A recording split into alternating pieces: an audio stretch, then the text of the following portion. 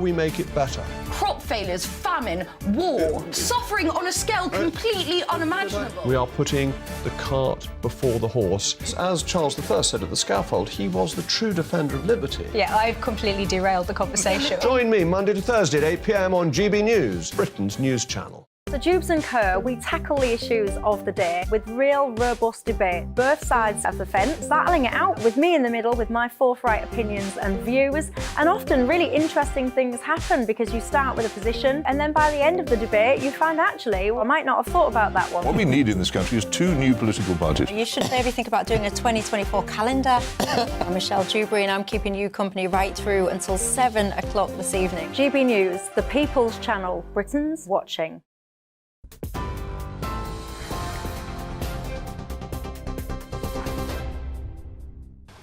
Very good evening to you. It's 11 o'clock. Let's get you up to date with the headlines from the GB Newsroom. I'm Aaron Armstrong.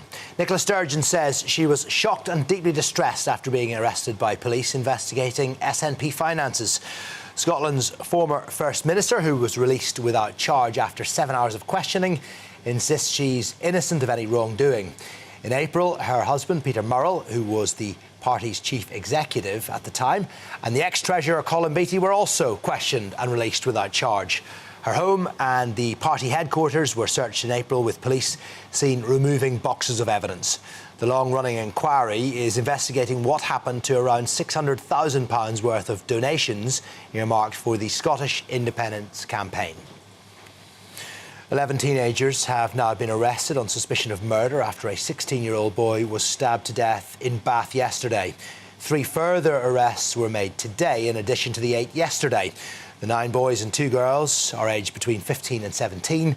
A 35-year-old woman who was also injured has been discharged from hospital. A murder investigation has been launched in relation to a missing 21-year-old woman in Northern Ireland after the discovery of suspected human remains. Chloe Mitchell was last seen in Ballymena in the early hours of last Saturday. 2 men have been arrested and remain in custody in connection to the disappearance.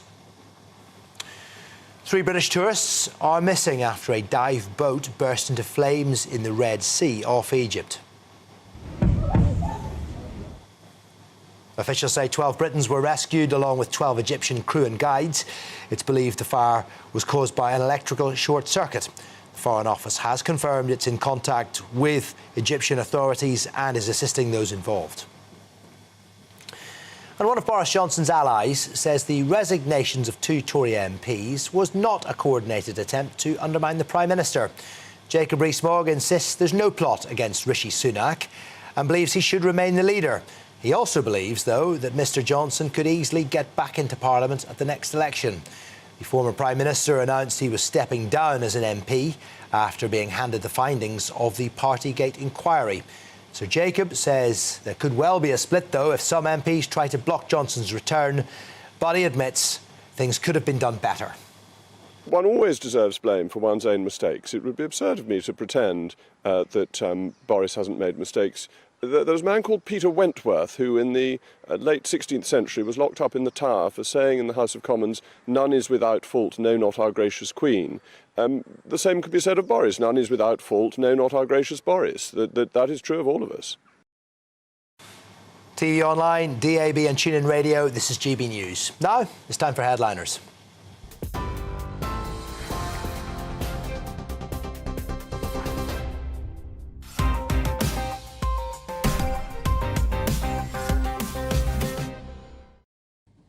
Hello and welcome to Headliners. I'm Stephen Allen. Tonight I'm joined by 2 top comedians, a man who some say reminds him of Woody Allen with his comedy. It's Josh Howie.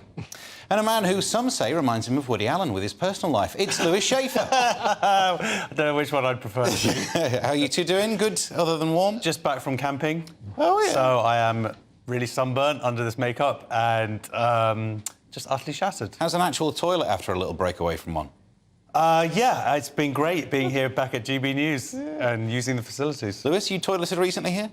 I have. It's a what is it called? A multi-sex toilet. It's probably not called that, but let's go with it. It's in. Lewis, on the toilet. you've been using the wrong toilet, mate. Is that everybody's free to use our toilet. We've got an unbelievably woke. Considering what this channel is, the toilets are the most woke I've ever been in. You know they're actually women's toilets that you're going into. Are they? Okay, that explains a lot. Okay, well, let's take a look at Monday's front pages. The Daily Mail, Suella, Kears in the pocket of the eco-mob. The Sun says cops probe SNP funds nicked. Guardian, senior Tories tell Johnson to shut up and go away. The iPaper says end of an era in UK politics. Sturgeon arrested, Johnson out in cold. To the Express, Sturgeon arrested in SNP fraud probe. And finally to the Daily Star, another king in a car park. And those were your front pages.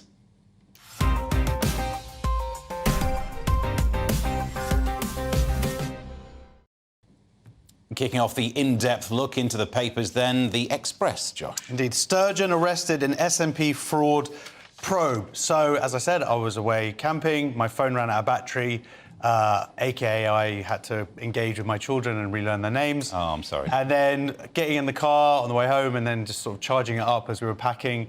And then just turned on my phone and it was like, OK, Sturgeon and Trump and... How long had this phone been out? Because it'd been like 40... I've got some bad news about Philip Schofield. Oh, really? Oh, wow. Well, you'll get there eventually. Well, as long as he's still married to his wife. Yeah. Yeah, fine. Good. So this particular part of the news is, apart from there is a nice picture of Boris being like... he's probably trying to use one of those camping toilets like me. Yeah, Sturgeon arrested in SNP fraud probe. Now, you've got to be a bit careful because Scotland, they've got sort of stricter laws when it comes to reporting on this stuff. We could say that she's been arrested. Mm-hmm. We could say that she's a woman. Mm-hmm. Is that it? I don't know, even if you can do that one. Does Scotland exist? Can we say that Scotland is an entity? Yeah, I mean, Lewis will disagree with that. He doesn't even think viruses exist. But you can say that she was also released without charge, which is an important part. She was released without charge. She was in the interview for 7 hours. Now, that sounds like a long time, but for her, if you've seen one of her TV addresses, that's a warm-up act for her. Three questions. Yeah, exactly. So she could do 7 hours on her head. Yeah. Obviously, this is after her husband was also arrested and not charged, pending further stuff. Yeah. I mean, that's all we really could say. We all remember. There are a few things we can say that we remember, like the CSI tent that turned up in their garden. Don't talk to me about tents. I've had enough about tents. Do you reckon that's what it was? They just brought a chemical toilet along? Yeah, I don't know. They know how long it takes her to answer a question, so they thought we'd better bring there is an RV involved, isn't there? Maybe that could be what it is. Yeah. Parked around the mother-in-law's house. £150,000 or something. This is above my pay grade. Well, this goes back to when she did resign, there was a lot of speculation and there was a lot of stuff online that we can't necessarily say. People going, no, it's not about this. What people were saying was this whole gender identity issue and the self-ID laws. They were saying just wait a few weeks, and then consequently this stuff did come out. She's saying, like she has said, look, no, I know some people think that I can understand why people would make that strange coincidence connection there, but really I was just tired. I think the situation is a bit confusing to me. Is she arrested? Like in America, you get arrested, which means you're going to be charged, which means you're put in jail. You can't just be arrested and then be asked questions because it goes against the constitutional right of someone to not answer those questions. I think in this country... I think that's why they have to arrest you, so that you've been read your rights, so that you can then be asked questions. But they're not going to arrest you for just, hanging out. No, but if they are asking questions that they think might be of use in an evidential sense later on... What if she says, I don't want to answer these questions? Well, you have the right to remain silent. Right, so are we going to keep her for 7 hours? Have you seen Scotland Law and Order? No. Fantastic TV series. I don't understand what's going on. One thing I can say about you, Josh, because I heard you were camping and you had said it a second ago. You had a teepee. Yeah, you had a teepee and a wigwam, and that's why Josh has 2 tents. That is good. Oh my God! That's the oldest joke. You're not allowed to say wigwam anymore. 1970s wants its joke back. Let's move on now to the Daily Mail. What do they go with, Lewis? The Daily Mail goes, Suella, who's Suella Braverman, Kears in pocket of Echo Mob, and because she wants to She wants to thwart, well, actually, the Labour has plans to thwart a law that she's proposed to stop fanatics from blocking highways, which, of course, a tremendous amount of damage. The Just Stop Oil people. But they don't do damage, it's just a pain in the butt. Well, they've done damage. No, but this stuff is all about the walking slowly thing. Yeah, which is, right, exactly, which is damage to people trying to get to work and damage to people's livelihoods. Just saying damage is maybe not the right word. Well, maybe it's not the right word. Anyway, so there were 124 of these slow walks, which caused 12,500 police shifts, preventing the police from catching serious criminals. Yeah, like they'd be normally doing. Yeah. Yeah. Although those serious criminals could have been stood behind like this massive mob of people walking slowly, not able to get to their crimes on time. I guess that has to be deducted. That could be the sequel to sort of the Italian Job. Yeah. It's not there. But this is, again, the Daily Mail just trying to land anything on Keir Starmer and Labour. As they go, look, yes, they have accepted these donations over the last 10 years. It's 1.5 million from the same guy. It's not they haven't accepted any money from Just Stop Oil. It's from this guy who also donates them. They have been very clear in pointing out, just because someone donates money to us doesn't mean that we follow their orders or whatever. It doesn't mean they don't either. But this is less to do... He's a green businessman as well. I think that's important that he's got... The reason he would give money to Just Stop Oil is... He's got green businesses. It serves his interests. Yeah, exactly. Less oil around. But the main thing here is, as it's pointed out, this was also rejected by the House of Lords because, look, I don't agree with the Just Stop Oil. I hate this slow walking thing. But what it's really about is they're trying to take more rights away from us now. Now, this may seem like, oh, this is a good idea, let's stop these people, but how is it going to be used in the future? And that's why the House of Lords reject it. That's why Labour is rejecting it, because they can see, they also are saying, like, we don't like these Just Stop Oil, we don't like these tactics, but how are these laws when they're brought into law? And also, the other thing is, the argument is that there already are laws that can be dealt with. And you see this footage, and you see the policemen walking next to these people and laughing along with them and whatnot, and anybody who tries to pull a sign away, they're the ones who are arrested. It's like, no, police, do your job. You have the laws now in place. Stop these people creating the obstruction that they are. Isn't by the not law... to underline that, by the police not acting on the laws we already have, they leave the vacuum into which the argument for more laws falls into. Yeah. And that's going to affect us all potentially in the future. I mean, I'm not always going to walk fast. Yeah, but isn't the law, which is I don't know, it's not a retroactive law, it's a future law. It's saying we're going to arrest people in advance of going to the demonstration, in advance of causing the disturbance. In advance of criticising the government. Yes. Yeah. And to the Guardian's front page, Josh, what have they got? Senior Tories tell Johnson to shut up and just go away, Boris. They're all a little bit upset with his sort of resignation and whatnot, and seemingly these other people these other MPs who've they're saying, is it coordinated or not? Or it's just a massive coincidence. But senior Conservatives they've told him to shut up and go away. And this is a Privileges Committee who, obviously this is why he resigned, even though he was going to be sort of censured or he was going to be made suspended for 10 days. That was then met the threshold that would have meant a by-election. Not a by-election first. Yeah, exactly. Yeah. So he just sort of was like, you know what, I'm going to resign. But because of him doing that and the way that he did it, that is now they're opening up for him to be possibly further censured. And by the way, this is a Tory-dominated committee so they're going to bring out this report a little bit earlier than they were planning to, because they want to go, look, here's our evidence. And these are the reasons why we have made the decisions that we have. And possibly then take away his pass so he can't be hanging out, chilling out at Westminster. Isn't that primarily the only thing that they can do, is take away his entry pass into the House of Commons? Basically, yeah.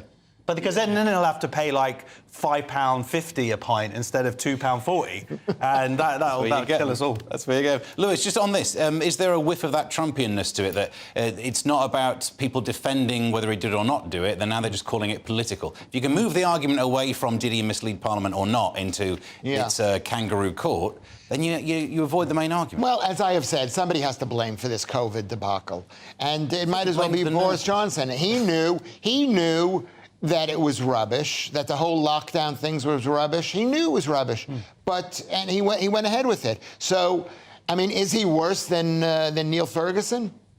Yeah, but the point is Neil Ferguson wasn't in charge of our country. But Neil Ferguson gave real advice which he acted on. Boris Johnson, he probably thought to himself, this is rubbish. Why? Yeah, but then he forced the rest of us to go along with it. That's the problem. But he wasn't committing murder. But this is... everyone does this. We go down that slope to have this discussion. It's about whether he misled Parliament or not. Yeah. That's all the conversation should be about. He misled everyone. That's what he does. Okay. Finally, to the Daily Star, Lewis, tell us about this royal story. Well, this is another king. They found King Richard in a Leicester car park. We've all done that. Under the tarmac. And then the same woman, she's finding the other one, some other king, King Henry I, who's buried under the tarmac in Reading. And it's a painful story to watch because it just shows how little British people care about their historic royals. It could also be that Reading is now going to win the FA Cup, according to history. You know, that sort of started Leicester's. There was, I believe, that kind of started the renaissance of Leicester. Okay. It's like, they've got the car park thing, and then it all led. I just hope they don't have to knock down this car park in Reading, because parking in Reading is already one of the most expensive places to ever gig. Yeah. If you come in and just get off a little bit earlier, just on the ring road, that you can just go off the off-road there. You know, just near the stadium. Yeah. Oh, yeah. Okay. Well, that's all for this section. It's informative, isn't it? But join us in part 2 and we'll talk sugar, fat and Trump, which sounds like instructions for your digestive system. We'll see you there. First and foremost, I'm a GB News fan, and I was before I was working here. Just love the fact that we're asking the questions that a lot of establishment media won't ask. With a bit of a twist, we not only want to inform you, but we want to keep you entertained. It's worth the drive because you get in and the team's all ready and waiting, they're itching to go, and it's a proper little family. GB News is the People's Channel. It's the audience that makes the programme sing. We're giving our viewers and our listeners a voice. I see the thousands of your letters, tweets, emails, you name it, coming in. Britain is broken. How on earth did we get into this mess? But more importantly, how do we get out of it? The establishment had their chance. Now we're here to represent you. It's time for something different. It's time for GB News. I'm very patriotic. I believe in Britain. Our best days lie ahead. Britain's watching. Britain's watching. Join us here on GB News. The People's Channel. Britain's news channel. I'm Simon Evans. Join me on GB News for Headliners at 11 p.m. What's the scoop? I'll be joined by 2 of the country's top comedians. That's right. As we take a look at tomorrow's newspapers tonight. We're going to get into trouble. If it's a big story, we'll be covering it. Spill some tea on him. There we go. But we'll also have some fun. I wouldn't stick up a bank. My father didn't love me. So anyway... Headliners every night from 11 on GB News, the People's Channel, Britain's news channel. Westminster is going around in ever-decreasing circles, followed by the media. Britain is broken. How on earth did we get into this mess? But more importantly, how do we get out of it? Join me at 7 p.m, Mondays to Thursdays on Farage. Here on GB News, we will have open, rational debate. We've got to work out how Britain moves forward from this. Join us here on GB News, the People's Channel. Britain is watching.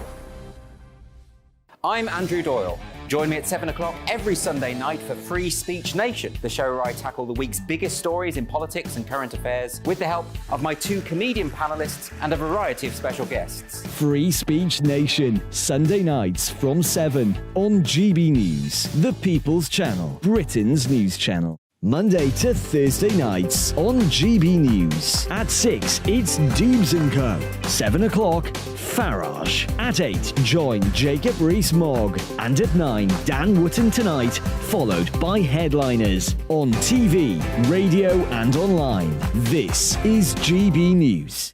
Every Sunday from 11, join Michael Portillo. There will be topical discussion, looking at the week before and the week to come. So kick back and relax at 11 a.m. on Sundays on GB News with me, Michael Portillo. GB News, the People's Channel, Britain's news channel.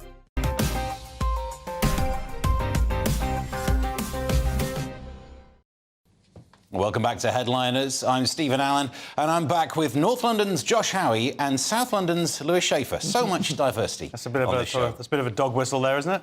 What, because he lives in South London? North London. What are you saying? North London? You know what I'm talking about. No, I don't know what you're talking All about. right, I know that's South good. London isn't I as know good what as North London is. And I shouldn't say that, I love South London. Monday's Sun, Josh. Mutants are cool when they're X-Men or Turtles, but less good when it's a man-made virus. Scientists at Wuhan lab were mixing world's most deadly coronavirus to create a new mutant strain, investigators say.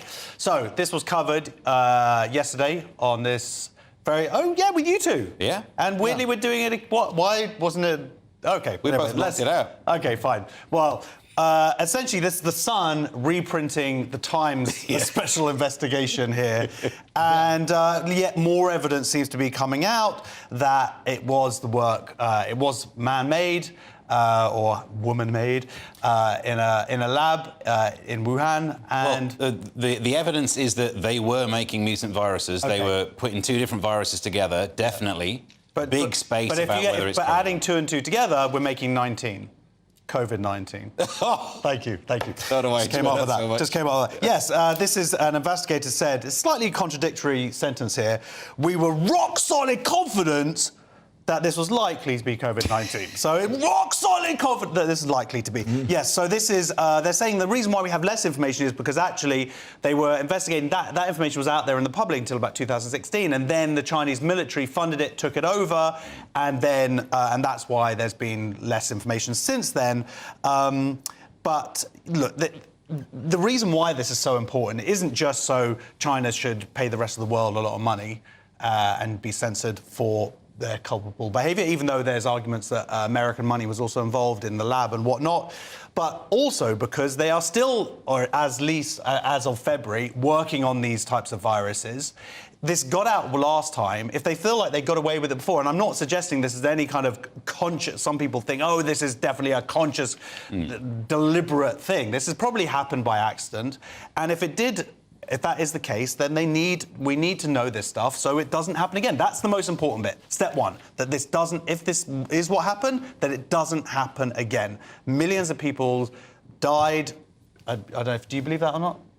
Well, I'll tell you what I believe. I don't believe this.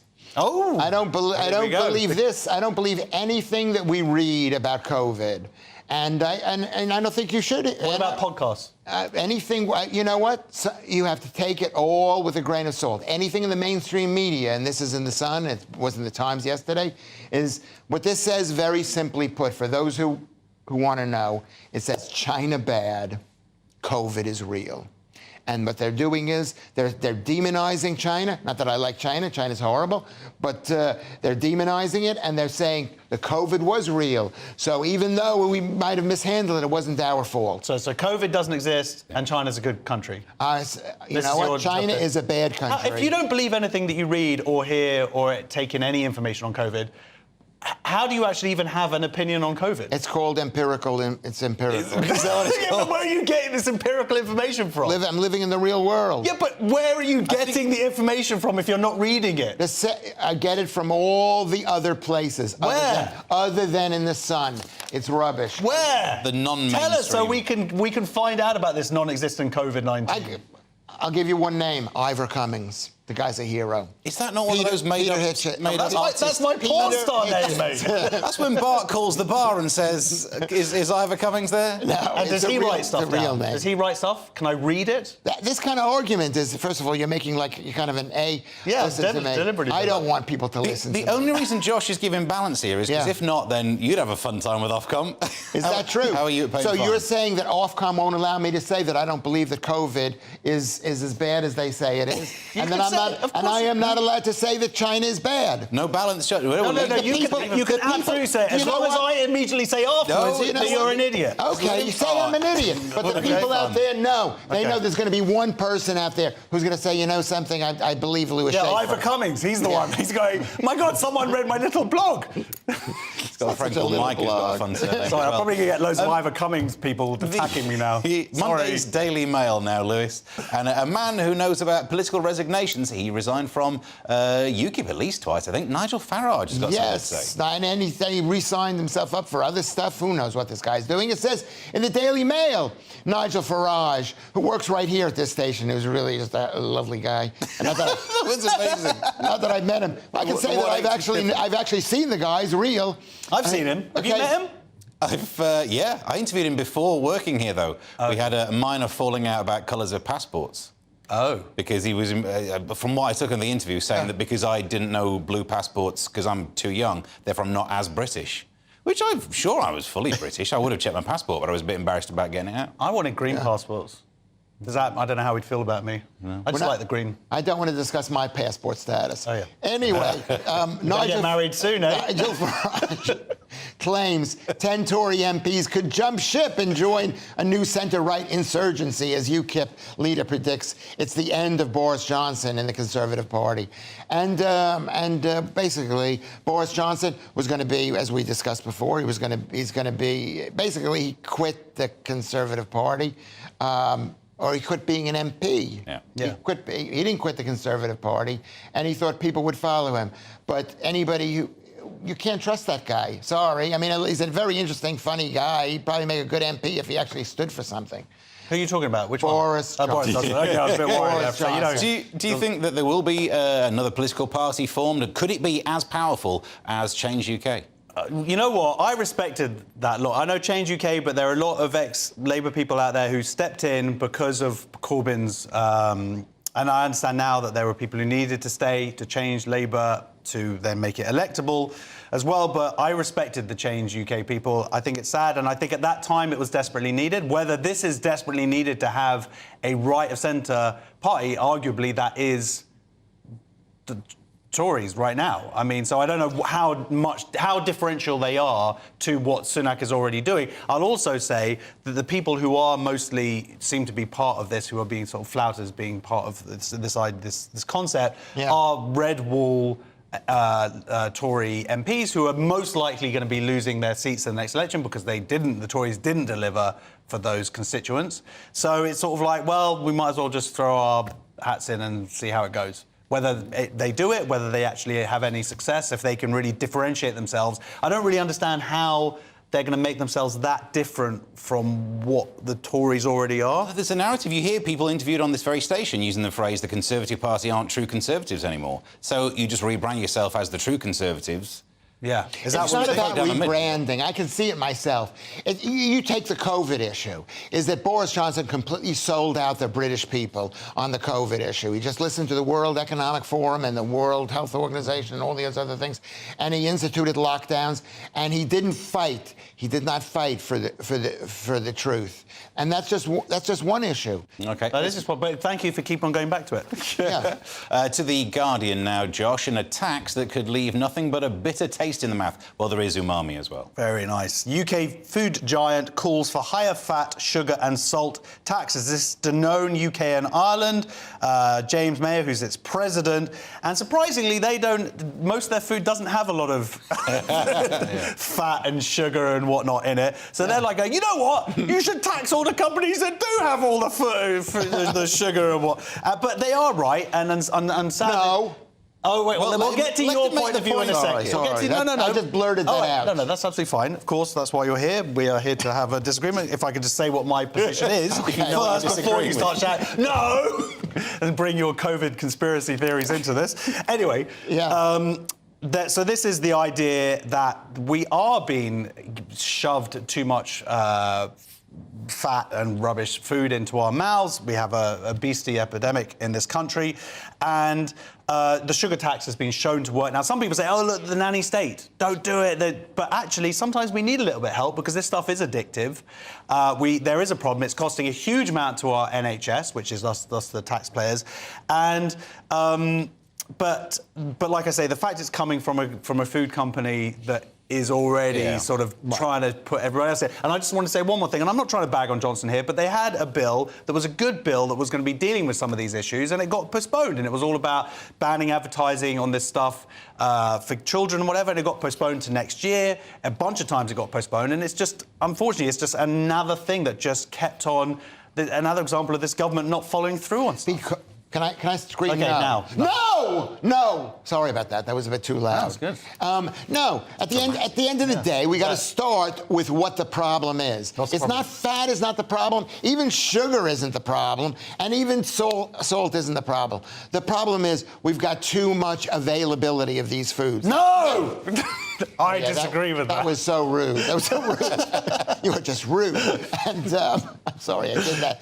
But isn't taxing it about availability? No, it isn't. Out of the market. It isn't. You make What the it companies is make things differently, so they're not taxed. No. Therefore, reducing its availability. You do not want companies to decide what you're going to eat. Like, for example, higher fat. My diet is 70. Sorry. No, I was going to say the companies already decide what we eat. They make the stuff right now. They are in charge of what they make. We buy it, and we don't come out well out of this. But if you can make them with the sugar tax on drinks. Putting the tax on didn't mean we paid more tax. It meant they made drinks with less sugar in. Yeah, and then we'll find out the horribleness of all the sweeteners. So you like sugar? I don't like sugar, but I think people should have a right to choose what food they're going to have. The most important thing is they need to learn about food. It says in the article, it said that a Kit Kat. They've got now Kit Kat breakfast candy, breakfast cereal, which is 25% sugar. So that sounds amazing, right? Amazing. No, they're saying it's a bad thing. Yeah, amazing, like it's so much sugar. But the truth is that your normal brand of cornflakes is probably about 70% sugar. That's not true. Yes, it is sugar, because carbohydrates are chains of sugar. They break down into sugar. Plain cornflakes is just sugar. It has very little protein in it. It has very little fat. I changed my mind. Yeah, but the glycemic load's different because the amount of time it takes to break the chain down. No, not at all. Yeah, come on, Steve, with your science. The glycemic index has been completely debunked. Come on, what are you going to say? Just measure the rate at which blood sugar goes up and down. No, it's like guessing what it is. Yeah. It's like guessing what it is. No, I just said measuring, so it's not guessing. It's not the rate that it goes down. That's a test that they do. It's like all sugar. Every ounce of carbs turn into sugar in your body, whether it turns slowly into sugar or fast. That's your question, though. It's exactly what I want to say one question. But speed is not the issue, Steve. Well, one thing is, isn't this stuff addictive, though? That's the point, is that we need help because we want more of it. It's addictive. We're getting fat. Is it addictive? You can't make sugar so expensive that people stop eating it because it's too addictive. Lower the amount in the drinks, though. Yeah. Daily Mail, Lewis, and someone says that vegetables are trying to kill you. Did someone make a remake of Day of the Triffids? Well, this is the Louis Schaefer story here. I guess, you know what? It says bizarre moment on... Bizarre moment, controversial doctor who eats more than a kilo of red meat every day warns that salad is dangerous and tells how he hasn't eaten a vegetable in 5 years. And the death of love. And, well, this part of it. This is in Australia, and something is wrong when the Australians are promoting my diet. I'm going to become a vegan next. And this is basically my diet. His name is Anthony Chafee. I've seen his videos. He's not one of my favorites. But he is, you know, I've got many of them. In the meat-eating, non-vegetable category. Yeah, in the nutty. What do you not like about him? I don't know what I think he's a bit too. I don't know what I don't like about him. I don't know. You're threatened by him. Because, and people, we should say, I know all the fans out there already will know this, but anybody who's not following Twitter if we look at his little box over there, you post a lot of pictures of meat. Yeah, because I'm like this guy. I eat about a kilo of meat a day. And, is he more handsome than you? Is that what it is? I think you want something very interesting. I think it's because he's a doctor as well, because on this show, every so often someone always says to you, are you a doctor? And you can't come back with a yes, whereas he actually would be able to say yes. No, he's a doctor, So he's a doctor, but that doesn't mean he's automatically wrong. I heard a conspiracy theory that you took about 100 pictures of plates of meat when you just did like 1 day of cooking, and you're slowly releasing these pictures whilst eating whatever you want. Or, you know what? Or you could say maybe it's the same picture every single day. You're doing very well, though, because meat's very expensive, and you're sort of really shoving people's face in it. You know what? I'm interrupting you, because that's wrong, because you're giving the people the wrong... It's a cost of living crisis, and there you are with all your meat.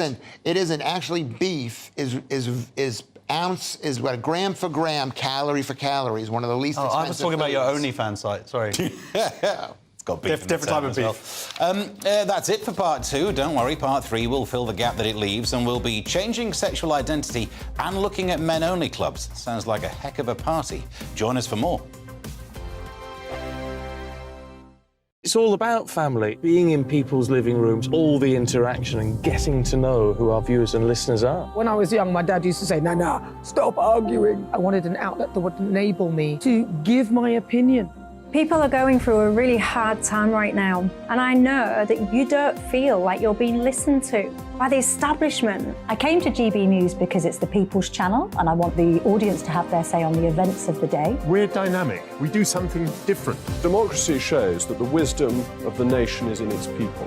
I get to travel to find out what the story is from a personal perspective. The British people aren't fools. We know when we're not being told the full story. We've got to work out how Britain moves forward from this. It's the best country in the world. The establishment had their chance. Now we're here to represent your views. Britain's watching. Britain's watching. Britain's watching. We're proud to be GB News. The People's Channel. Britain's news channel.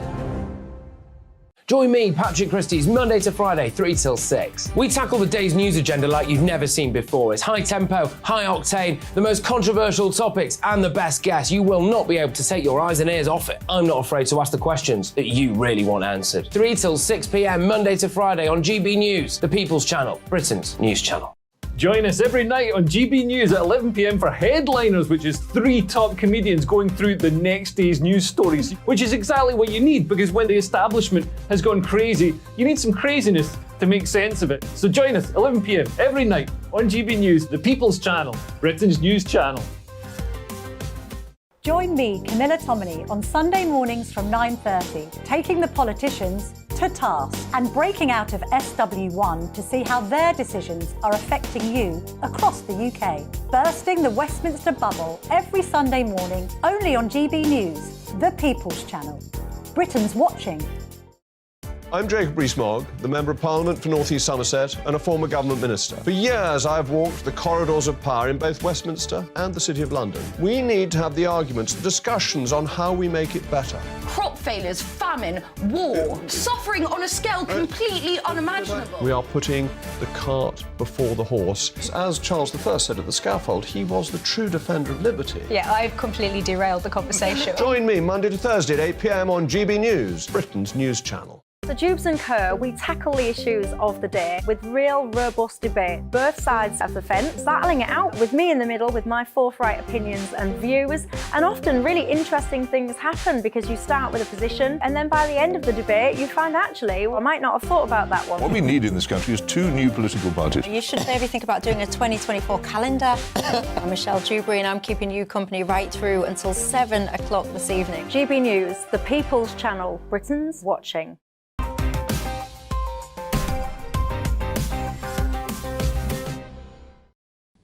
Welcome back to Headliners. To The Guardian now, Lewis, and it's not just coming out, some people are going back in again.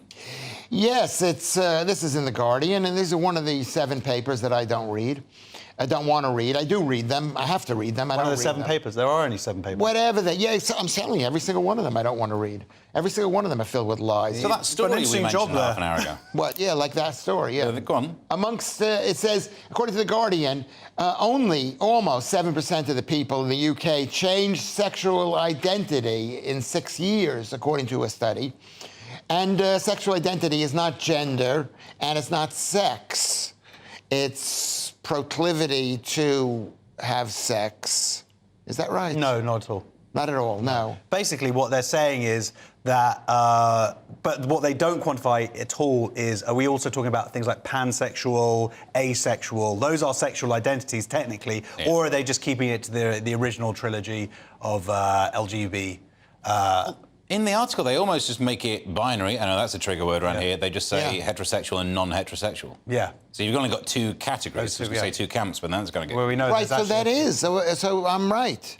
That's not saying someone's a man or woman. That's sex. Straight or non-straight. Yeah. What they've gone Sexual identity is heterosexual or homosexual. Yeah, or bisexual. Right? Am I right? You love, rather than, you don't necessarily need to get up to all the business. Yeah. This is actually a really fascinating article because... Wait. Can I just... Oh, you told me earlier. You said, I don't know this article. Could you But I know it better than you do. So I was right about this. Before the thing, don't... Good point. But as host, I'll say, Josh.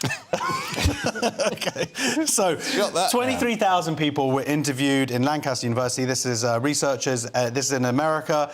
And what is interesting about it, there's three findings that they've had. First of all, that sexual identity mobility, people who you fancy essentially, is less likely amongst men than women. They're also saying that it's more amongst a non-white minority, i.e. ethnic individuals. And they're also saying it's amongst less educated people. These are all more likely or less likely to be changing who they're attracted to. Also, the age is a factor. They always thought it was like, we think it's like a young thing, people are experimenting, but actually people in their sort of 60s, 70s, even up into their 80s, into Lewis's age group, they will change their sexuality. Now, or there's a percentage will, like 7%. What's interesting here is I wonder to what level that might be, because they don't give any whys. That's number one. They don't say anything why. But it could be that I'd be interested to see if they did this in 10 years' time, how many of those people in their sort of 60s, 70s maybe went into relationships because of social norms during the day, and you get to a point where you're just like, you know what, I've got 10 years left, I want to kiss whoever I want to kiss and do whatever. Hosting a morning show. Well, nowadays, of course, now it's totally cool. So you would, if you fancy someone, you would go for it. So I'd be interested to see if that sort of diminishes in another 10 years. The thing about you, Josh, is you just read the headline and you believe the story, which said that basically older people are more sexually fluid than younger people. But no, it doesn't say more. It just says there's the gap in the middle. There's a donut shop. No, the truth is that there's a blip above 65 for older people, that they're very changeable. But How the old are you? most You're changeable. 64, aren't you? I'm 65. Any day now. Any day. I'm 66. You're going to come into drag tomorrow. Coming over to your home right now. You're looking so good with your trimmed little beard. Thanks, man. I shaved it just for you. The audience should thank Josh for trimming his beard. Well, you know what? My wife has been hassling for it, but you know what actually made me trim my beard? Yeah. Was someone on Twitter just keeps saying, "Trim your beard, Howie." Don't let them get you. So I was like, all right, the trolls get you. Right, so whatever. So the point is it's actually the most sexually fluid are 16 to 24, and then also they're very high at youth. Yeah, both ends. And I think there's one interpretation of this is, in the middle, you just got too much on. No one can be thinking about their gender identity with the amount of workload. Just too much. We're also assuming, by the way, that this is people becoming gay. It says no, it's not. ways, It's people change. So it's actually people going the other way around. Yeah. And also women, it's much more likely with women, they're also saying, to change it. So. To The Guardian, Josh, proof that sexism is finally over. Yeah, modernisation creeps on as London gentlemen's clubs become open to women. This is one of the most famous of these clubs. I'd never really heard of them. It's called Pratt's.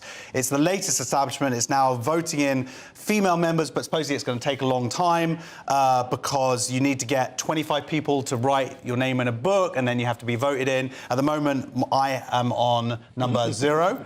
And there's another place called Beefsteak.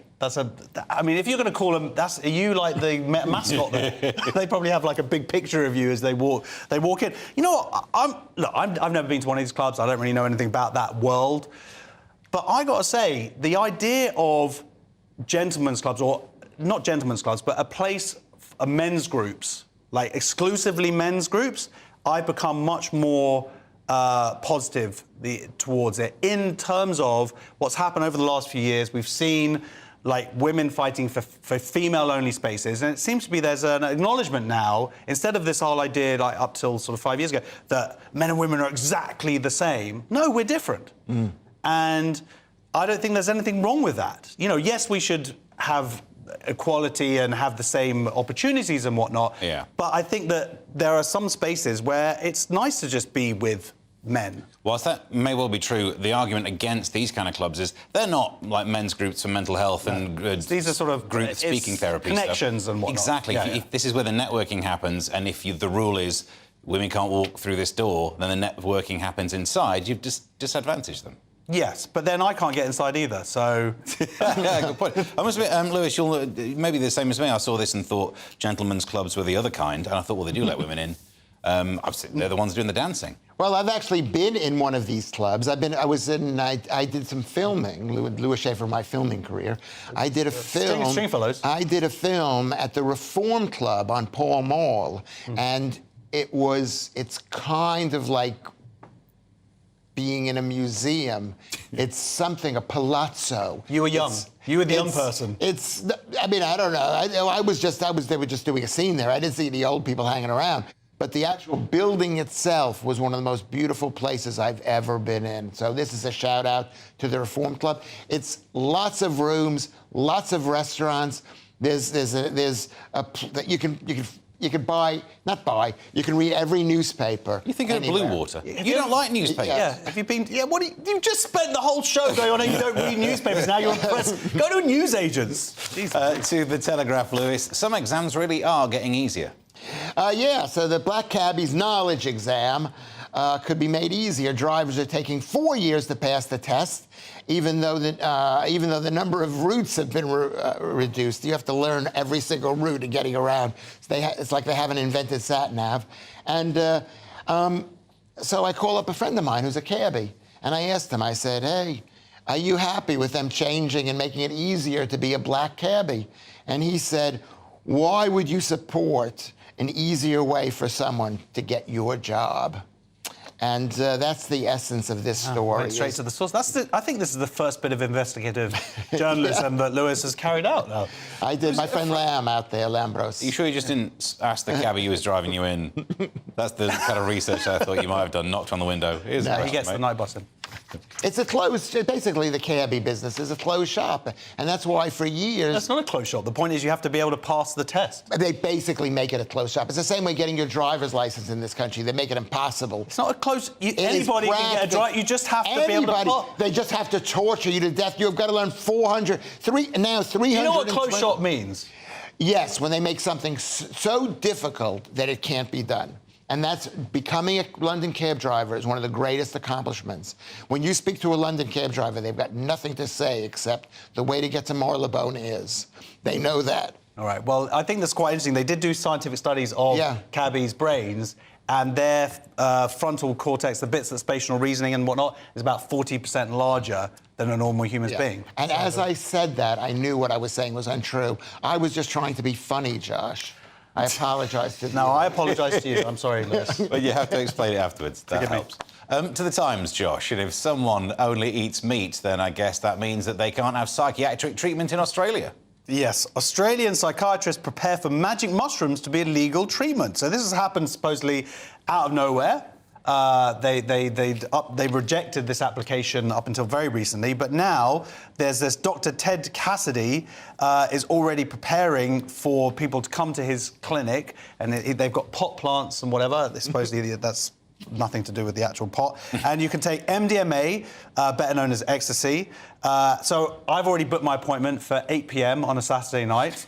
You can just see, and then I'll be ready to go out. But no, you stay there for the sort of 10 hours or so during this trip. And it's for people with severe depression who've not responded to any other forms of treatment. And there is something interesting here beyond the fact this is the first place in the world that's going to allow this to officially take place. There is a lot of anecdotal evidence of it being very successful for people because it blocks a certain part of the way that the brain communicates, and it forces it to work with other parts. So that's why when people take acid or something, it makes them a bit more creative. The idea is that it blocks something so it makes you more creative. The thing is, I'm a very creative, happy person, so if I took acid, I would become manically depressed. So that's why I have to watch out what I'm doing. A happy person. But the reason you're more miserable than I am, Josh. Shush. You know me, I'll say. Yeah, only when it works. But what's interesting is how they've pushed this through in Australia, and they've done it by getting it. They've built this huge campaign there by basically saying, if you don't do this, people will commit suicide, and sort of guilting them into it. And that's kind of, I don't want to hark back to my specialist subject here, but that's how arguably gender ideology has worked. They've sort of gone through on this. If you don't chop healthy children's breasts off and give them drugs or whatever, they're going to commit suicide. It's essentially what's been going on over the last 5 years. Yeah. Lewis, anything on this? A lot on this, because we'll make it quick, because we're up against the hour. This is the Times, and the Times had a similar article, I think, a couple of weeks ago, where they were trying to convince people to have this done in this country, in the United Kingdom, in England. And the truth is that Basically, it's the Times, which is the #1 drug pusher of any newspaper, of any... Well, Saturday, very no time for insightful. balance. They are drug... If they do want it, his Twitter thing's there if you want to sue him. That's it for part 3. In the next slice, we'll talk about fecal transplants and diarrhoea. And a good bit of timing, that could be the same story. Find out next.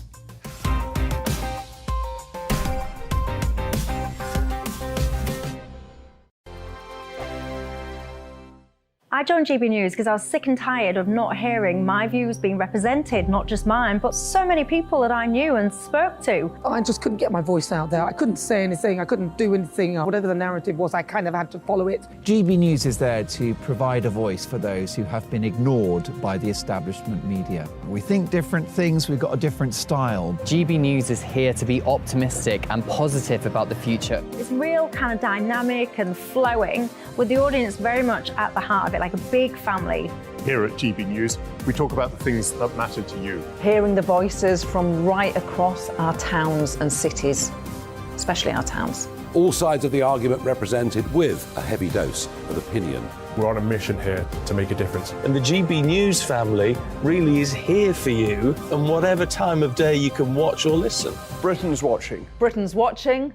We're proud to be GB News. The People's Channel. Britain's news channel.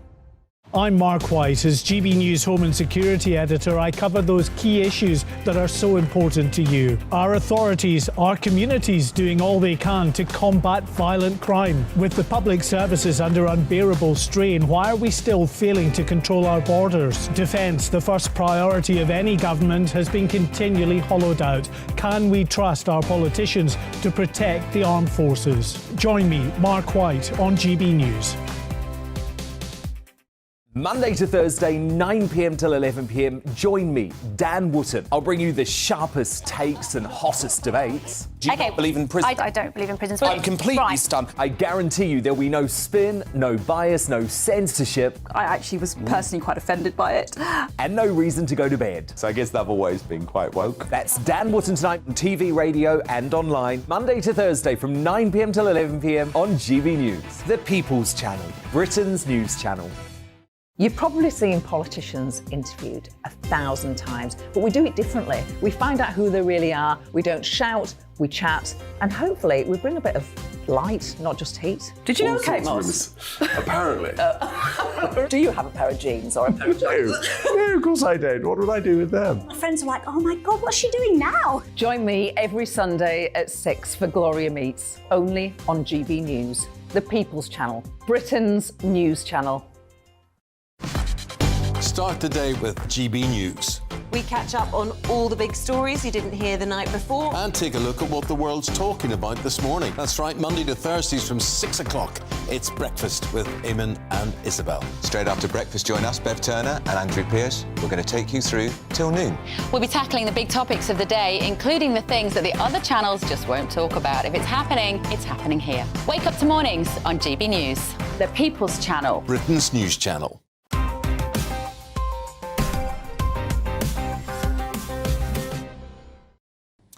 Welcome back to Headliners. The Guardian now, Josh. Fecal transplants could be used in healthcare or just swim in one of our rivers to do the same. Oh, yeah. Ready for your crapsule?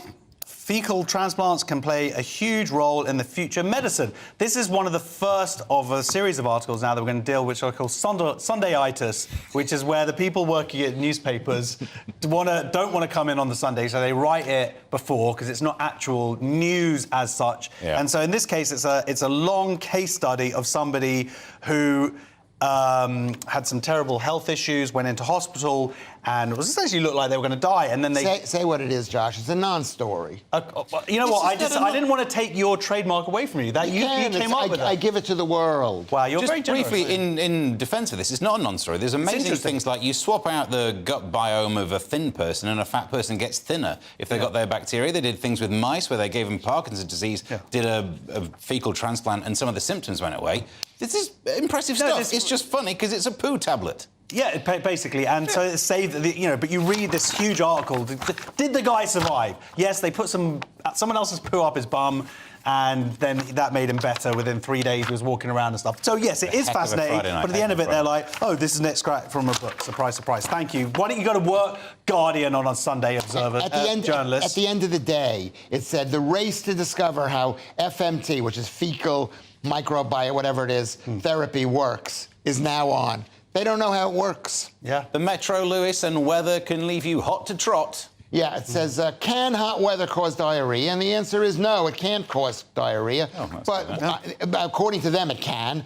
But it increases IBS by 4.6% for every day a heat wave continues. So tomorrow there's going to be 4.8 more cases of IBS, which is irritable bowel syndrome. But I think it's more that people tend to drink more fruit juices and eat more fruit, such as watermelon, in these times, and that's really bad for your gut because it's a plant. I feel like you're a genius. I think you've somehow brought in fruit to this story. That's not what's happening at all. It's probably because flies, maybe. They're not drinking enough. I mean, people drink water. They don't say drink fruit juice. That's not the reason why they're getting diarrhea. Well, why would you get diarrhea from not drinking water? Because of the heat. Yeah, but why? We've got to move on time-wise. We'll leave those two poopy stories behind. The Independent, Josh, a story about loveless relationships, or as we used to call them, marriages. Hey, well done, Independent. You don't want to work on a Sunday either. The people stuck in loveless relationships. I wasn't strong enough to leave. And this is a couple of statistics that someone's got on Google. There's no actual article here. Shame on you, Independent. And essentially, they do it, and not only do they use some rubbish statistics, they actually contradict each other. 17% of couples are content with their partner, and then it says 20% of married people felt trapped in a relationship, and it doesn't make any sense. We're on under a minute. I don't want to miss out on the next one. Go. So the Daily Mail, Lewis, a story about premature ejaculation, and I heard you actually entered a premature ejaculation competition, and the good news is you can finish that joke yourself. No, the good news is it would be good news if I won. Right now, I'm lucky to have an ejaculation, and it says. You can wait till the show's over. Sorry about that. I want to apologize. And it says Kegel exercises can stop premature ejaculation in 2 weeks, which I don't know exactly what they are. I've never been. I think they're squeezing your. It's like squeezing. Is it squeezing? Yeah, like you're trying to stop a fart or when you're weeing, basically. Yeah. So it was for women, and now they're trying to make it for men too. Yeah, but it worked. Do it now. Can you do it now? I'm not going to do it in front of these people. Do it. I've been doing it for an hour. But they say it basically you can last up to 2 minutes longer. So for me, that would triple. The show is nearly over, so let's take another quick look at Monday's front pages. The Daily Mail, Suella, Keir's in the pocket of the eco mob. The Sun, cops probe SNP funds nicked. The Guardian goes with senior Tories tell Johnson to shut up and go away. Paper, end of an era, UK politics, Sturgeon arrested, Johnson out in the cold. Express, Sturgeon arrested in SNP fraud probe, and the Daily Star, another king in a car park. Those were your front pages. That's all we have time for. Thank you to my guests, Josh Howie and Lewis Schaefer. Tune in tomorrow. Simon Evans will be taking you through tomorrow's papers with Jojo Sutherland, and Nick Dixon will return. We're back tomorrow from 11. Till then, have a good one. I was right about it.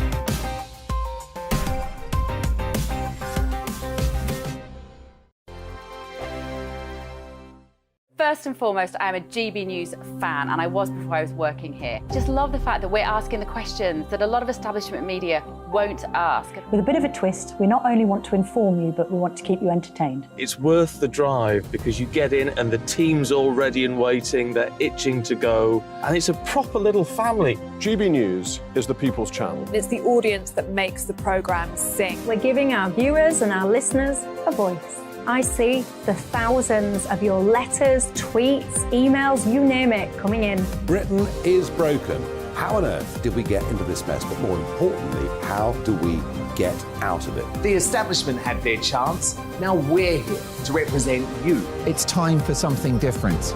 It's time for GB News. I'm very patriotic. I believe in Britain. Our best days lie ahead. Britain's watching. Britain's watching. Join us here on GB News. The People's Channel. Britain's news channel. I'm Simon Evans. Join me on GB News for Headliners at 11 p.m. What's the scoop? I'll be joined by two of the country's top comedians. That's right. As we take a look at tomorrow's newspapers tonight. We're going to get into trouble. If it's a big story, we'll be covering it. Spill some tea on him. There we go. But we'll also have some fun. I wouldn't stick up a bank. My father didn't love me. So anyway. Headliners every night from 11 on GB News, the People's Channel, Britain's news channel. Westminster is going around in ever-decreasing circles, followed by the media. Britain is broken. How on earth did we get into this mess? But more importantly, how do we get out of it? Join me at 7 p.m, Mondays to Thursdays on Farage, here on GB News. We will have open, rational debate. We've got to work out how Britain moves forward from this. Join us here on GB News, the People's Channel. Britain is watching. I'm Andrew Doyle. Join me at 7 o'clock every Sunday night for Free Speech Nation, the show where I tackle the week's biggest stories in politics and current affairs with the help of my two comedian panellists and a variety of special guests. Free Speech Nation, Sunday nights from 7 on GB News, the People's Channel, Britain's news channel. Monday to Thursday nights on GB News. At 6, it's Deebs & Co. 7 o'clock, Farage. At 8, join Jacob Rees-Mogg. And at 9, Dan Wootton Tonight, followed by Headliners. On TV, radio and online. This is GB News. Every Sunday from 11, join Michael Portillo. There will be topical discussion, looking at the week before and the week to come. So kick back and relax at 11 a.m. on Sundays on GB News with me, Michael Portillo. GB News, the People's Channel, Britain's news channel.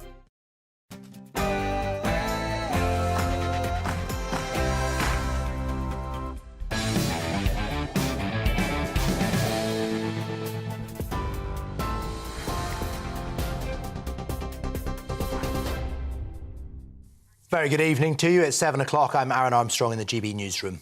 Nicola Sturgeon says she's innocent of any wrongdoing after being released without charge pending further inquiries. Scotland's former First Minister added her arrest by police investigating SNP finances earlier was both a shock and deeply distressing. In April, her husband, Peter Murrell, who was the party's chief executive, and the ex-treasurer Colin Beattie were also questioned and released without charge. Her home and the SNP headquarters were searched at the time, with police seen removing boxes of evidence. The long-running inquiry is investigating what happened to around £600,000 worth of donations earmarked for the Scottish Independent Campaign. 3 British tourists are missing after a dive boat burst into flames in the Red Sea off Egypt. Officials say 12 Britons were rescued, along with 12 Egyptian crew and guides. It's understood the fire was caused by an electrical short circuit. The Foreign Office has confirmed it's in contact with Egyptian authorities and is assisting those involved. One of Boris Johnson's allies says the recent resignations of 2 Tory MPs wasn't a coordinated attempt to undermine the Prime Minister. Jacob Rees-Mogg insists there's no plot against Rishi Sunak and believes he should remain as leader. He also believes, though, that Mr Johnson could easily get back into Parliament at the next election. The former Prime Minister announced he was stepping down as an MP after being handed the findings of the Partygate inquiry. Sir Jacob says there could be a split, though, if some MPs try to block Johnson's return, and admits things could have been done better. One always deserves blame for one's own mistakes. It would be absurd of me to pretend that Boris hasn't made mistakes. There was a man called Peter Wentworth who in the late 16th century was locked up in the Tower for saying in the House of Commons, "None is without fault, no, not our gracious Queen." The same could be said of Boris. None is without fault, no, not our gracious Boris. That is true of all of us. The Met Office has warned almost a month's worth of rain could fall over parts of the UK in the next 12 hours. A high of 31 degrees was recorded at Heathrow this afternoon. Yellow thunderstorm alerts, which have been issued for areas in Scotland, Northern Ireland, England and Wales, will be in force until 9 p.m. tomorrow. And if you think that's hot, well, take a look at this. A volcano in Hawaii putting on a spectacular show. Big Island erupted early on Wednesday, spewing ash and a river of lava. Now, it's located in a closed national park. It's one of the world's most active volcanoes. Lava flows are expected to remain confined to the surrounding crater, though. TV, online, DAB and TuneIn Radio, this is GB News. Now, it's time for Free Speech Nation.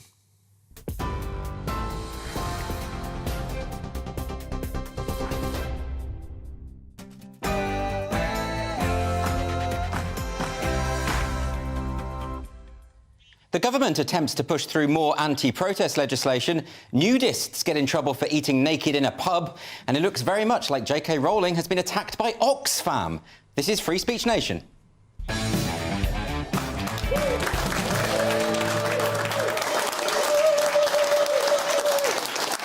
Welcome to Free Speech Nation with me, Andrew Doyle. On tonight's show, how would you define sex? MPs are going to be scratching their heads over that one tomorrow and trying to define the term in a parliamentary debate. I'm going to be discussing that with writer Helen Joyce and Heather Binning from the Women's Rights Network.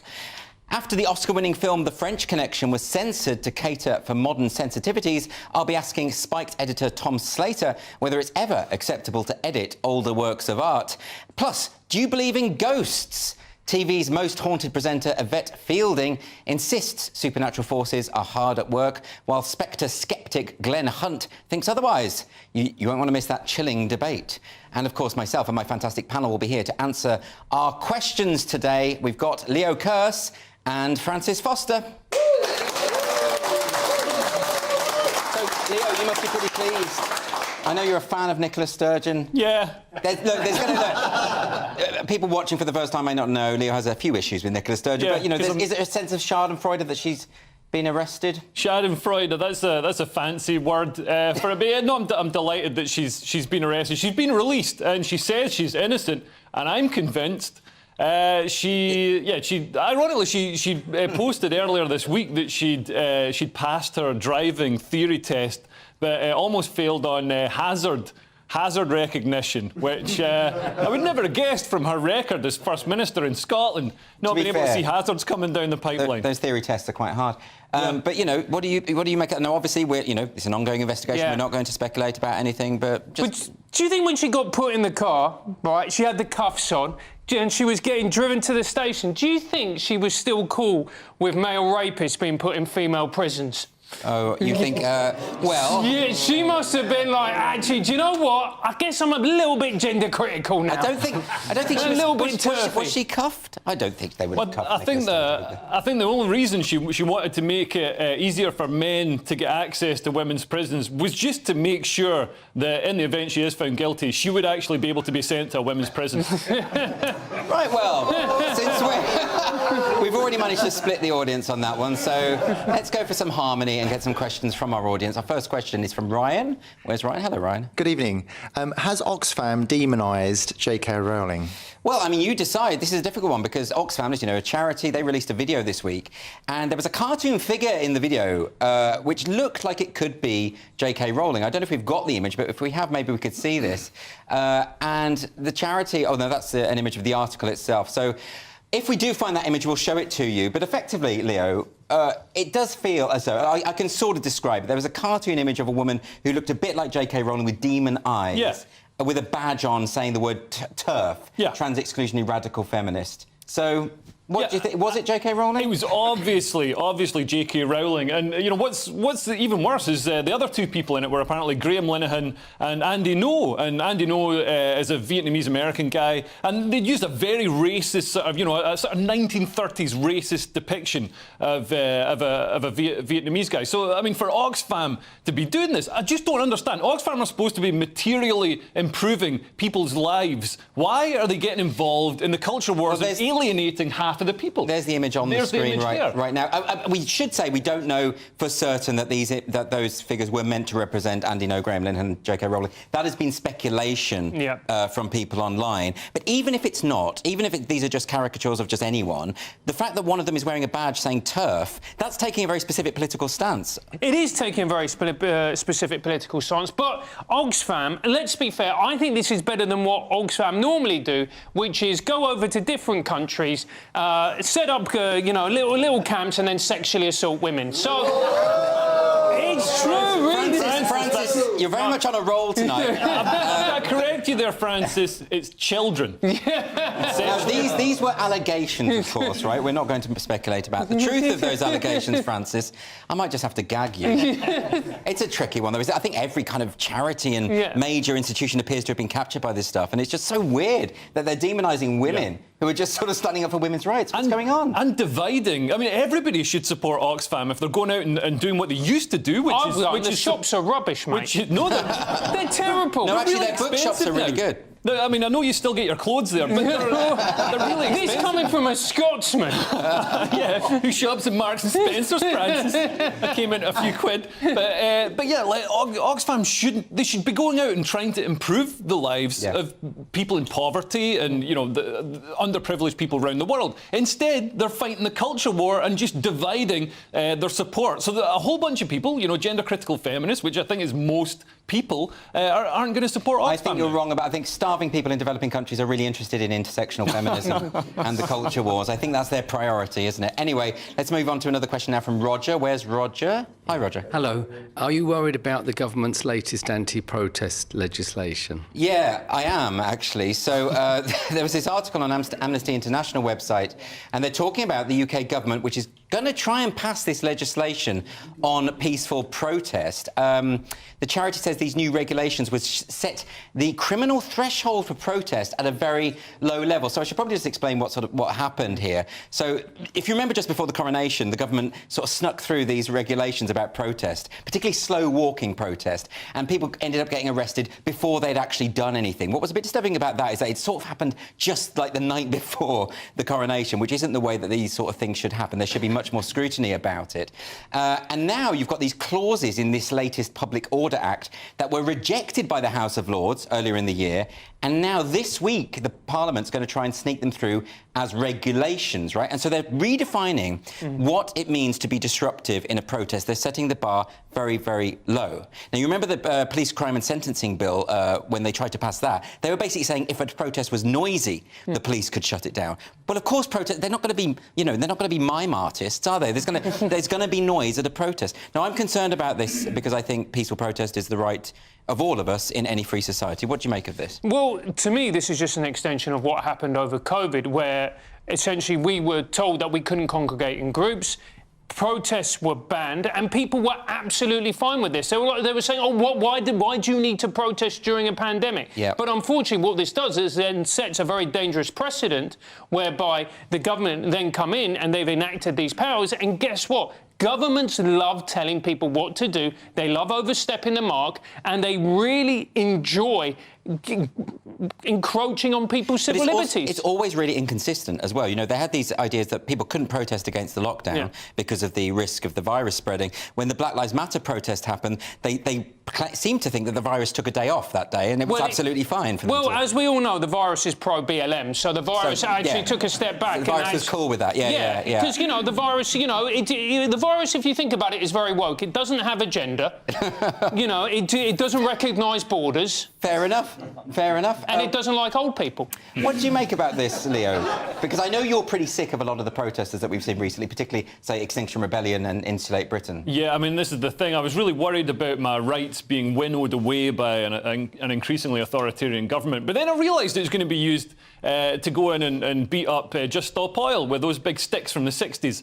And you're fine with that? Yeah, and suddenly it seems like a great idea. I mean, so far the police haven't even been attempting to deal with Just Stop Oil. If anything, they've been acting as Just Stop Oil's personal security But that's force. an issue, isn't it? And they should be criticised for that. But the thing is, some of the activities by the people that you're mentioning are already illegal. It's not legal to vandalise buildings. It's not legal to prevent people from getting to the hospital or to harass people. So the police should just be applying the law. Yeah. These sorts of powers, and we've had it all done. We first had it with the Police Crime and Sentencing Bill, then with this act as well. This government seems intent on trying to prevent people from protesting peacefully, passing laws that they don't need to pass to prevent the kind of vandalism that Leo's talking about.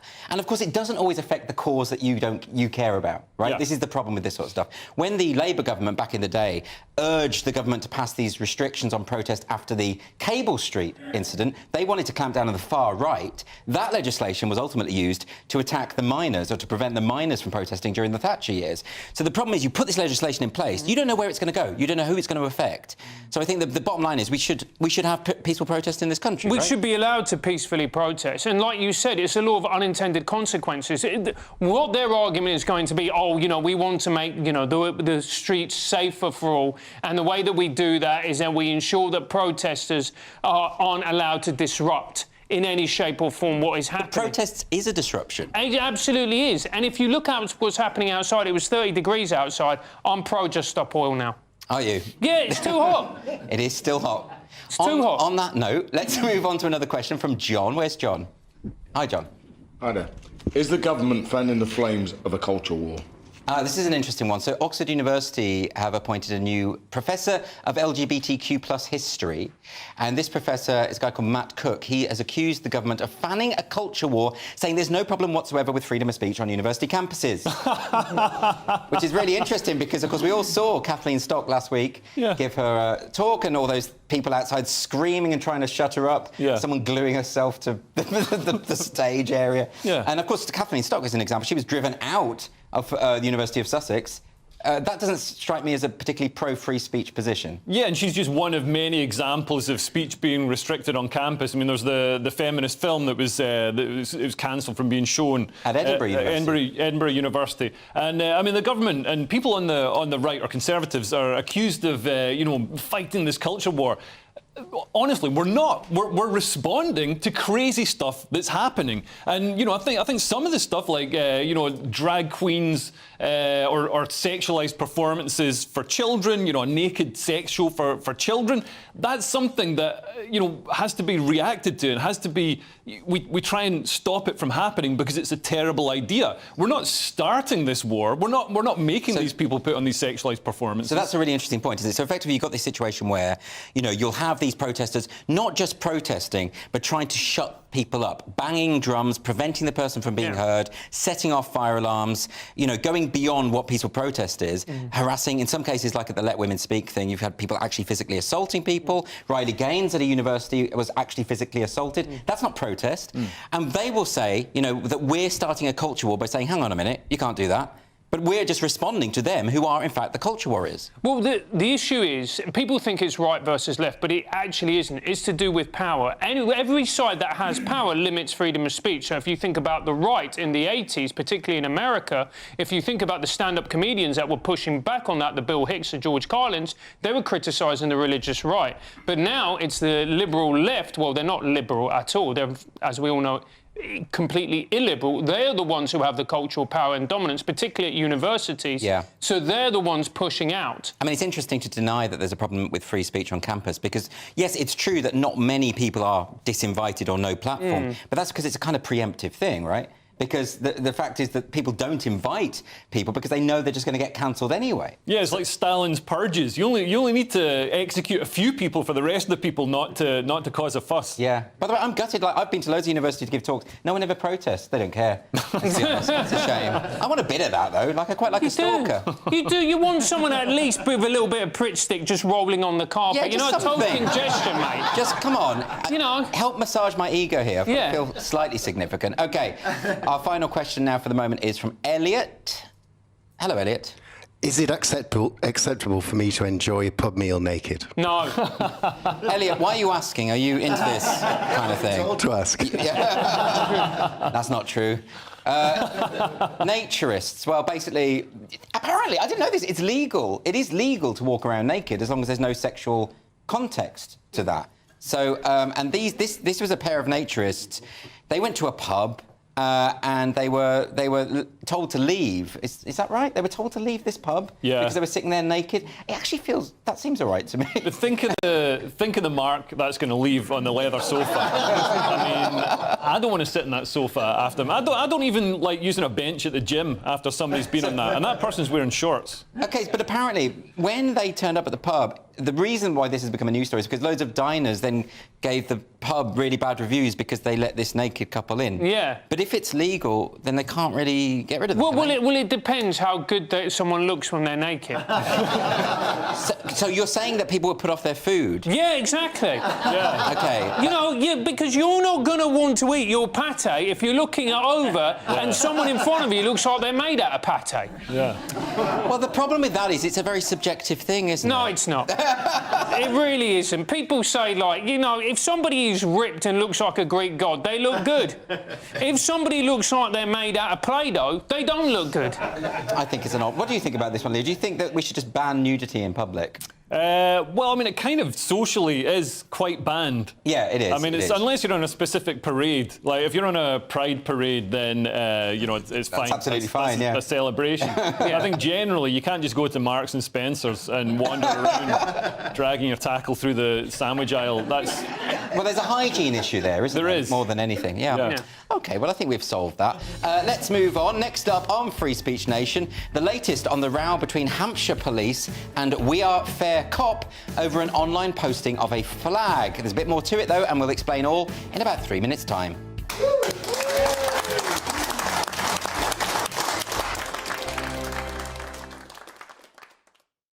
First and foremost, I am a GB News fan, and I was before I was working here. Just love the fact that we're asking the questions that a lot of establishment media won't ask. With a bit of a twist, we not only want to inform you, but we want to keep you entertained. It's worth the drive because you get in and the team's all ready and waiting, they're itching to go, and it's a proper little family. GB News is the People's Channel. It's the audience that makes the programme sing. We're giving our viewers and our listeners a voice. I see the thousands of your letters, tweets, emails, you name it, coming in. Britain is broken. How on earth did we get into this mess? But more importantly, how do we get out of it? The establishment had their chance. Now we're here to represent you. It's time for something different. It's time for GB News. I'm very patriotic. I believe in Britain. Our best days lie ahead. Britain's watching. Britain's watching. Join us here on GB News. The People's Channel. Britain's news channel. I'm Simon Evans. Join me on GB News for Headliners at 11 p.m. What's the scoop? I'll be joined by two of the country's top comedians. That's right. As we take a look at tomorrow's newspapers tonight. We're going to get into trouble. If it's a big story, we'll be covering it. Spill some tea on him. There we go. But we'll also have some fun. I wouldn't stick up a bank.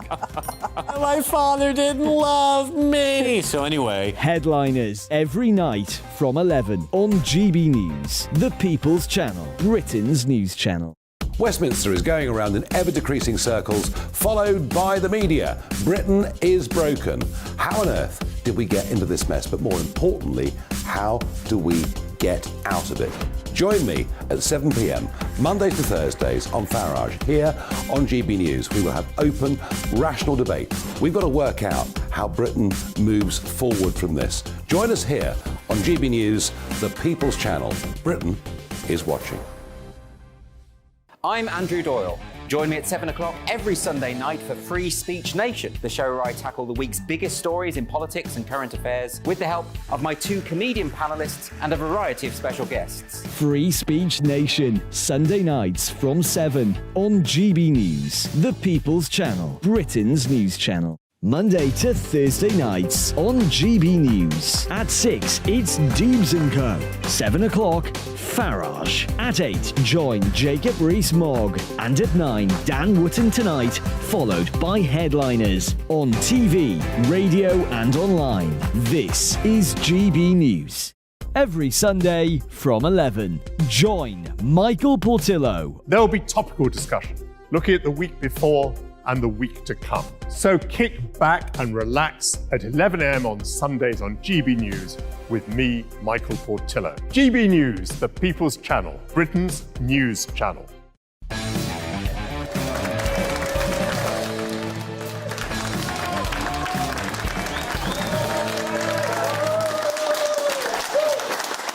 Welcome back to Free Speech Nation. So around this time last year, we featured a story on the show about a man being arrested by Hampshire police for posting a contentious flag online. The image in question arranges 4 Progress Pride flags together in such a way as to make them resemble a swastika.